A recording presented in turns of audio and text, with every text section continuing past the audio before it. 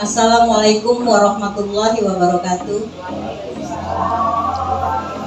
Yang terhormat Ibu Guru SD Negeri 14 Lawang Kidul. Alhamdulillah hari ini kita masih diberikan kesehatan, kenikmatan, nikmat iman dan Islam kita, sehingga kita bisa melaksanakan tugas kita sebagaimana mestinya. Salawat teriring salam tak lupa pula kita haturkan kepada junjungan kita, yaitu Nabi besar Nabi Muhammad SAW. Adapun di sini saya akan memberikan yaitu praktik baik kepala sekolah, menceritakan tentang praktik baik kita, yaitu tentang kepemimpinan pembelajaran. Nah, di sini saya akan berbagi praktik baik kepemimpinan pembelajaran SD Negeri 14 Lawang Kidul, yaitu SD kita yaitu Sekolah Adiwiyata, Sekolah Ramah Anak, dan ada kantin sehat.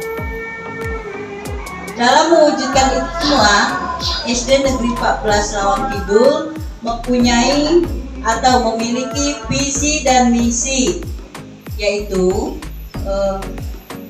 terwujudnya peserta didik yang berakhlak mulia, berprestasi, berkarakter, berwawasan lingkungan, disiplin dan bertanggung jawab berdasarkan iman dan takwa. Itulah misi dan visi kita. Nah, untuk mewujudkan misi dan visi kita ini, ya, itu ada langkah-langkahnya. Satu, menumbuh kembangkan keyakinan, akidah, perilaku religius melalui pengalaman ajaran agama dalam kehidupan sehari-hari. Yang kedua, menghasilkan peserta didik yang berprestasi di bidang akademik dan non-akademik. Yang ketiga, menyelenggarakan pendidikan secara efektif sehingga siswa berkembang secara optimal sesuai dengan potensi karakter yang dimiliki. Dan selanjutnya, yaitu urutan keempat, menjadikan lingkungan sekolah yang hijau, bersih, indah, dan sehat. Dan selanjutnya lagi, yaitu nomor 5, mengembangkan manajemen sekolah yang berwawasan lingkungan. 6, mengupayakan pencegahan kerusakan lingkungan sekolah. Dan yang ketujuh adalah meningkatkan kesadaran pola hidup bersih dan sehat. Serta yang 8 adalah mewujudkan peningkatan keimanan dan ketakwaan melalui pembelajaran pendidikan agama Islam secara intensif baik dalam kegiatan intra maupun ekstrakurikuler. Nah, dalam melaksanakan visi dan misi kita ini, setelah kita rapat, setelah saya terjun ke lapangan, ya, dalam musyawarah sama guru, sama ibu-ibu sekalian, kita masih banyak kendala. Kendalanya misalnya tadi di dalam kebersihan lingkungan sekolah. Sesudah itu ada lagi misalnya kendala dari menerapkan kepada anak tentang agama, tentang misalnya kita tentang agama tadi. Yang selanjutnya menerapkan budaya positif di sekolah dengan membuat tim piket guru. Nah, tim piket guru itu adalah untuk menyambut kedatangan siswa di sekolah dengan menerapkan 5S. Senyum, sapa, salam, sopan, dan santun. Setelah itu menggalakkan program Gemar, gerakan membaca Al-Quran. Nah, gerakan membaca Al-Quran ini juga melibatkan melaksanakan Jumat, Yasin, dan bersolawat. Gerakan membaca Al-Quran ini sudah kita laksanakan, baik dari saya sendiri, sama guru-guru, atau sama ibu-ibu dan anak-anak. Nah, di sini kita masih punya kendala ya, untuk mewujudkan gerakan membaca Al-Quran itu. Padahal kita sudah menggebu-gebu setiap Jumat melaksanakan Yasin, bersolawat bersama, membaca Al-Quran. Nah, kendalanya itu nanti akan saya tanya kepada ibu-ibu apa saja kendala yang ada di lapangan atau yang ada pada anak-anak kita. Setelah itu melaksanakan program Sabtu Berseri. Sabtu Berseri ini adalah bersih, sehat, dan asri. Melaksanakan olahraga senam bersama setiap hari Sabtu. Jadi kita melaksanakan, sudah terlaksana ya. Sesudah itu kemudian melakukan kegiatan pembersihan lingkungan sekolah.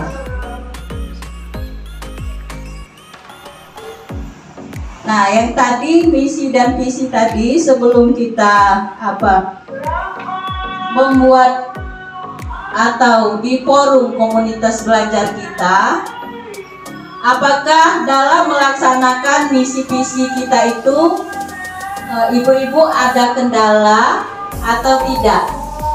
Karena kemarin pas saya observasi di kelas pertama, di kelas 3 ada kendalanya. Apa Bu Kati misalnya kendalanya kemarin waktu saya observasi di kelas 3? Tentang kebersihan.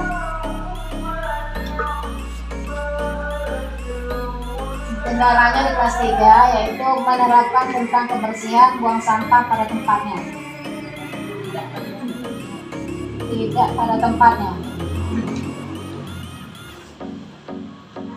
Ya, membuang sampah tidak pada tempatnya, ya, itu di kelas 3. Maksudnya itu apa Bu Kati? Ya, misalnya kemarin ketemuan sama saya itu bekas makan yang pakai plastik. Padahal sekolah kita adalah sekolah ya sudah adiwiyata, sekolah sehat, sekolah ramah anak. Mestinya tidak boleh pakai plastik, tapi anak-anak kelas 3 masih ditemukan yaitu pakai plastik.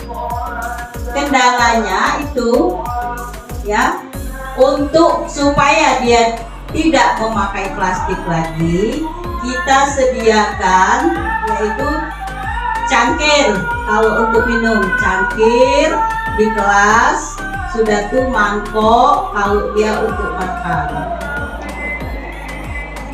Terus dalam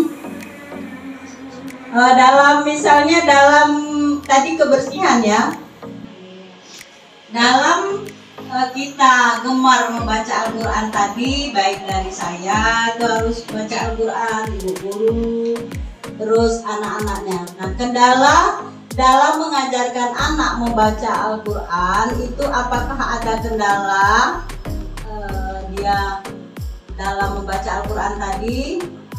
Kurasa yang lebih tahu coba Ibu Elia ya, karena kemarin ada pas hari Jumat ada penemuan anak tidak mau membaca Al-Quran. Ada salah satu anak walaupun ayat pendek dia tidak mau. Nah, apa kendalanya coba Bu Elia? Assalamualaikum warahmatullahi wabarakatuh. Saya ingin menanya kembali untuk siswa membaca Al-Quran. Di sini ada kendala. Bagaimana supaya siswa itu bisa belajar membaca Al-Quran itu? Apakah ada cara yang bisa gemar membaca Al-Quran itu? Apa saja trik atau motivasi yang bisa saya berikan? Terima kasih. Jadi waktu saya observasi itu pas kita hari Jumat Yasinan itu ada anak yang tidak suka membaca Al-Quran walaupun ayat pendek. Nah, untuk guru agamanya itu atau guru-guru ya, boleh kita masukkan apa keuntungan untuk membaca Al-Quran itu. Apa keuntungannya setiap kita membaca Al-Quran. Kita berikan, oh nak, kalau baca Al-Quran tuh setiap harinya ngurangi penyakit. Jadi terus bisa kita langsung hasil atau keberkahan membaca Al-Quran kita kasihkan dengan orang tua kita. Semoga orang tua kita banyak rezeki, sudah itu sehat walafiat. Nah, kalau anak banyak rezeki kan kamu bisa sekolah sampai tinggi-tinggi, mau jadi presiden. Nah, jadi kemanfaatannya dulu kita kasih tahu bahwa membaca Al-Quran itu ini. Setelah itu, kalau anak-anak perempuan bisa auranya cantik, bisa awet muda. Nah, pokoknya yang manfaatan membaca Al-Quran itu kita harus tahu dulu. Ya, apa manfaat baca Al-Quran? Ya, ini. Oh nak, sehari itu misalnya kalau kamu belum baca Al-Quran, boleh surat Al-Ikhlas minimal 1 hari 10 kali. Jadi supaya bagaimana anak tuh senang, kita kasih tahu dulu manfaatnya membaca Al-Quran. Kakek tuh kalau senang, rasanya tak baca Quran tidak lemak, cak bingung-bingung. Ya, sama dengan sholat. Kalau dia biasa sholat tanpa disuruh, dia akan terpanggil. Kalau sudah azan, cepet-cepet dia. Nak, apa tadi nak sholat. Nak sholat dulu. Karena sudah nak lemak sholat tuh. Kita uduk tadi, pas kita uduk, roh kita ngantuk-ngantuk, diudui seger nian, dingin nian. Jadi dikasih dulu, tahu dulu manfaatnya baca Yasin, manfaatnya baca Quran, manfaatnya sholawat. Jadi dengan sendirinya anak-anak itu dengan sendirinya akan terpanggil dia untuk baca Yasin, baca Quran, terus sholawat. Nah, kalau kau sering sholawat, tidak nah kalian cak ini, karena di hati tadi sudah isi sholawat, sudah menangkis yo ya, menangkis tidak nah kalian kocek ini. Nah, jadi manfaatnya itu kita kasih tahu dulu, baru bisa. Sama dengan tadi Bu Karti ya, yang kebersihan tadi. Nah, kalau buang di sini plastik ini tidak hancur ya, di dalam dalam pot tadi tidak jadi kembang kita mati kakek, nggak kamu buat kembang lagi. Nah, jadi manfaatnya kalau buang sampah di tempatnya sama manfaat buang sampah sembarangan itu apa? Sudah itu juga kalau sekolah kita bersih, nah bersih itu kan sebagian dari iman. Sholat tak kamu nih? Nah ya, jadi manfaatnya dulu, karena kita juga sudah sekolah adiwiyata tingkat provinsi. Jadi kebersihan itu harus tertanam di diri kita. sekarang sekolah kita akan menuju ke nasional, ya. Itu tadi. Refleksi dari aksi yang telah saya lakukan itu dengan menerapkan budaya positif, siswa dan guru menjadi disiplin. Nah ini tadi sudah kita menerapkan itu, jadi tombo dewek kan disiplin untuk sholat. Nah tombo dewek kita menerapkan tadi, tapi untuk menerapkannya tuh kita dulu melakukannya, ya. Sudah itu dengan melaksanakan program Gemar dapat meningkatkan keimanan. Suasana menjadi damai, penuh keberkahan. Siswa menjadi gemar membaca Al-Quran dan memperoleh pahala dari Allah Subhanahu wa Ta'ala. Nah, jadi kalau itu kan banyak manfaatnya.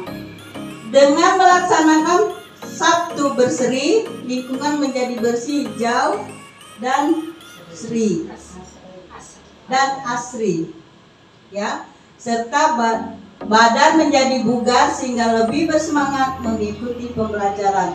Nah, kalau badanlah sehat, lemah anak-anak belajar. Kalau dia tidak sehat, ngantuk, sakit kepala, mana galak dia belajar. Apalagi disuruh matematika, tambah tak galak dia, tambah pening, ya, tambah tak galak dia. Kalau badan lain tidak sehat, terus disuruh matematika, biasanya itu dari 50 orang cuma 2 itu yang hobi matematika biasanya. Nah, insya Allah kalau di SD kita ini kalau banyak juga ya, dari 50 30 yang mau matematika. Setelah itu dengan dibentuknya komunitas belajar yang merupakan wadah berbagi ilmu antar guru, antar forum guru berbasis saling diskusi dan refleksi untuk perbaikan pembelajaran. Jadi dengan adanya komunitas belajar ya, kita bisa saling sharing antara guru. Jadi kalau misalnya ini apa ini Bu, kalau ini, jadi kita sharing yang bagus untuk meningkatkan pembelajaran kita.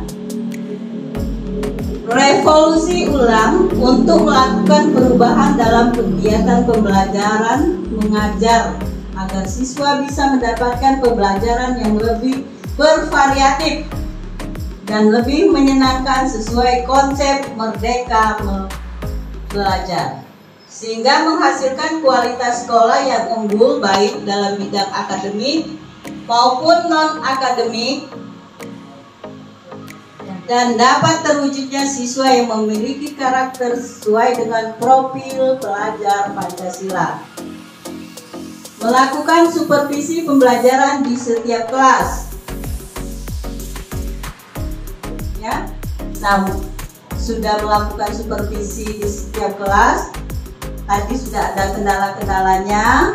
Jadi insya Allah ke depannya nanti kita sudah bisa mengatasi, oh anak ini yang kurang dia dengan arti kebersihan, anak ini tidak gemar dia Yasin, kalau Yasin dia ribut, kalau disuruh ke depan membaca ayat pendek dia tidak mau. Apa kendalanya? Apa dia tuh kurang pede atau memang tidak tahu, ya, atau dia memang tidak suka.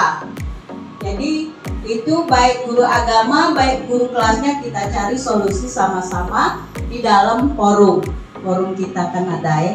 Jadi kalau kita ada kendala, kita kumpul, ada kendala apa, kita cari solusi yang terbaik agar sekolah kita menjadi sekolah yang lebih berkualitas dan berkuantitas. Demikianlah yang dapat saya sampaikan. Akhir kata saya ucapkan maaf kalau di dalam penjelasan saya tadi ada yang salah kata atau kurang berkenan di hati ibu-ibu, dan pada Allah saya mohon ampun. Saya tutup dengan billahi taufiq wal hidayah. Wassalamualaikum warahmatullahi wabarakatuh. Waalaikumsalam warahmatullahi wabarakatuh.